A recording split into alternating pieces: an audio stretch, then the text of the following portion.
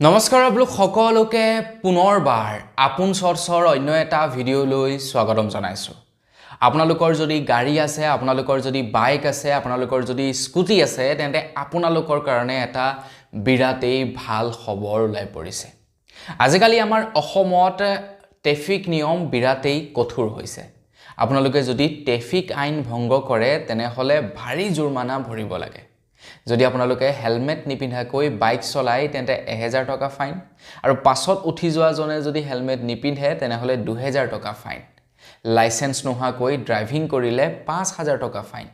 Pollution নথকাকৈ আপোনালোকে যদি গাড়ী মটৰ চলায় 10000 টকা ফাইন। এনেকুৱা বহুখিনি ফাইন বৰ্তমান আমাৰ ভাৰতবৰ্ষত লাগু কৰিছে। কিন্তু এতিয়া আপোনালোকৰ কাৰণে এটা বিৰাটেই ভাল খবৰ ওলাই পৰিছে। সুপ্ৰিম কোৰ্টে যিসকলৰ নেকি বাইক আছে, যিসকলৰ গাড়ী আছে, যিসকলৰ স্কুটি আছে, তেওঁলোকৰ কাৰণে এটা ক'বলৈ গ'লে ভাল খবৰ ঘোষণা কৰিছে আৰু এটা নতুন ট্ৰেফিক নিয়ম ইনক্লুড কৰিছে। আৰু সেই ট্ৰেফিক নিয়মটো অনুসৰিয়ে আপোনালোকৰ বাবে এইটো এটা খুবেই ভাল খবৰ বুলি ক'ব পাৰি।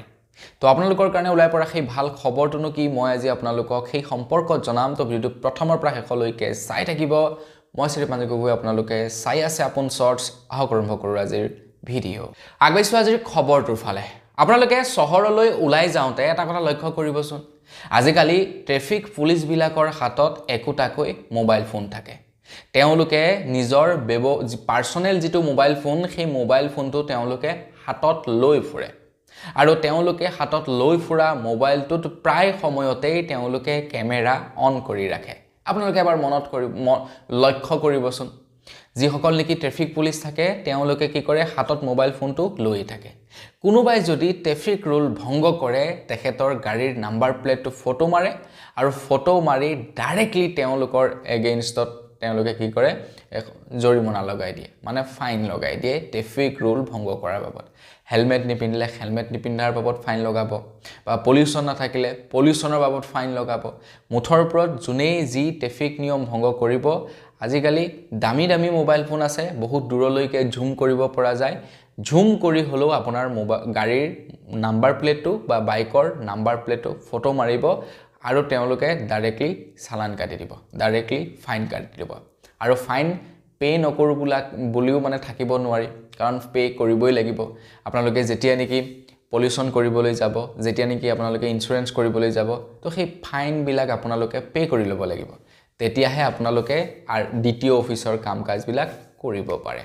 কিন্তু এতিয়া এটা নতুনকৈ নিয়ম লাগু কৰিছে সুপ্ৰিম কোৰ্টে। সুপ্ৰিম কোৰ্টে কৈছে যে কেৱল গাড়ীৰ নাম্বাৰ প্লেটখন ফটো মাৰিলেই নহ'ব, কেৱল গাড়ীৰ নাম্বাৰ প্লেটটো ফটো মাৰি তেওঁলোকে আপোনাৰ চালান কাটিলেই নহ'ব। এতিয়াৰে পৰা যিজন আৰোহী থাকিব বা যিজন চালক থাকিব, তেখেতৰ হস্তাক্ষৰৰ প্ৰয়োজন হ'ব, মানে তেখেতৰ চহীৰ প্ৰয়োজন হ'ব বুলি জনাইছে। এতিয়াৰে পৰা গাড়ীৰ নাম্বাৰ প্লেট ফটো লৈ ট্ৰেফিক পুলিচে চালান কাটিলে নহ'ব, চালানত চালকৰ চহী বাধ্যতামূলক কৰিছে সুপ্ৰিম কোৰ্টে। এতিয়া এই নিৰ্দেশনাটো কিয় দিছে বাৰু আপোনালোকে জানেনে? আজিৰ পৰা কিছুদিন পূৰ্বে, মানে 30 ডিচেম্বৰ 2025 কথা কৈ আছোঁ। 30 ডিচেম্বৰ 2025 ডিব্ৰুগড়ৰ চহৰত মই জাষ্ট গাড়ীখন মানে শ্ল' কৰিছিলোঁ ৰাস্তাৰ কিনাৰত। গাড়ীখন ৰখোৱাও নাছিলোঁ, মানে গাড়ীখন মই পাৰ্ক কৰা নাছিলোঁ, জাষ্ট শ্ল' কৰিছিলোঁ, শ্ল'কৈ মই গৈ আছিলোঁ। তো সেই সময়তে কি কৰিলে, পাছফালৰ পৰা কোনোবা এজন ট্ৰেফিক পুলিচে মোৰ গাড়ীখনৰ নাম্বাৰ প্লেটটো ফটো মাৰিলে, আৰু তাৰ পাছত 2500 টকাৰ ফাইন লগাই দিলে। কিন্তু আপোনালোকে বাৰু জানেনে, যেতিয়ালৈকে গাড়ীখনত ড্ৰাইভাৰজন বহি থাকিব, ন' পাৰ্কিঙৰ ওচৰতো যদি তেখেতে গাড়ীখন শ্ল'কৈ নিয়ে, ফাইন লগাব নোৱাৰে। কাৰণ মই ড্ৰাইভিং মোডতে আছোঁ, মই পাৰ্কিং কৰি ৰখা নাই গাড়ীখন। পাৰ্কিং কৰিলেহে ফাইন লগাব পাৰে, ন' এণ্ট্ৰিত যদি বা ন' পাৰ্কিঙত যদি পাৰ্কিং কৰে। যদি ড্ৰাইভাৰজন ছিটত বহি থাকে, গাড়ীখন যদি ড্ৰাইভ মোডত থাকে, তেতিয়া কিন্তু ফাইন লগাব নোৱাৰে। কিন্তু মোৰ গাড়ীখনত কি কৰিলে, 2500 টকাৰ ফাইন লগাই দিলে। আৰু সেই ফাইনটোতো মই এতিয়া পে' নকৰিম। যেতিয়া নেকি লোক আদালত বহিব, লোক আদালতত মই যাম, আৰু সেই সম্পৰ্কে মই মানে তথ্যবিলাক দাঙি ধৰিম যে কি হৈছিলে, কি নাই হোৱা, কেনেকৈ মোৰ ফাইন কাটিলে। আৰু এনেকুৱা ধৰণৰ কেৱল মোৰ লগতেই নহয়, অজস্ৰ মানুহৰ লগত তেনেধৰণৰ নিয়মবিলাক, মানে তেনেধৰণৰ খেলি মেলিবিলাক হয়।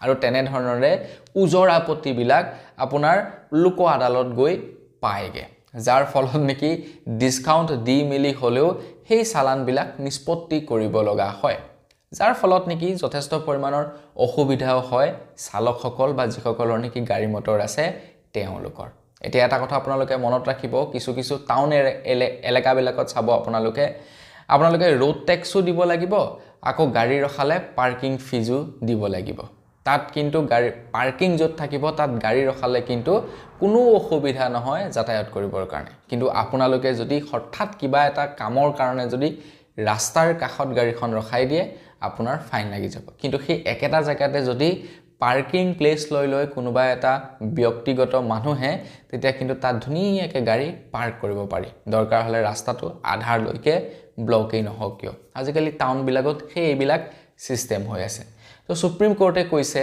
যে এতিয়াৰে পৰা চালান কাটিবলৈ হলে চালানত হস্তাক্ষৰ লাগিব যিজন মানে গাড়ী চালক থাকিব বা যিজন আৰোহী থাকিব তেখেতৰ হস্তাক্ষৰৰ পৰিৱৰ্তে চালান এতিয়াৰে পৰা বৈধ নহব বুলি জনাইছে মানে আপুনি তেতিয়া আৰ্গুমেন্ট কৰিব পাৰিব ন মই গমেই নাপালো কেতিয়া মোক চালানটো কাটি দিলে তো মোক যদি চালানটো কাটিলে হেতেন আৰু যদি কলেহেতেন সহি কৰ ইয়াতে তই নো পাৰ্কিংত গাড়ী ৰখাইছ তেতিয়া মই যুক্তি দিলো হেতেন যে মোৰ নো পাৰ্কিংত নাই মই ইয়াতে স্লো কৰিছো গাড়ীখন মোৰ ড্ৰাইভিং মোডত আছে মই ইয়াতে স্লো কৰি কোনোবা এজন নামি গৈছে তেখেতে কিবা এটা লব বিচাৰিছে তো ইয়াতে মই পাৰ্ক কৰা নাই গতিকে তেতিয়া মই কেতিয়াও সহি নকৰো আৰু মোৰ 2500 টকাটো বাছি যায় কিন্তু এতিয়া মোৰ 2500 টকাটো ভৰিবই লাগিব হয় না নহয় আপোনালোকে নিজে কওকচোন এবাৰ গতিকে এই যিবিলাক নেকি ধৰি লওক মানে খেলিমেলি হয় বেমেজালি হয় তো তাৰ কাৰণে কি কৰিছে এতিয়া আপোনাৰ চালানত বাধ্যতামূলক কৰিছে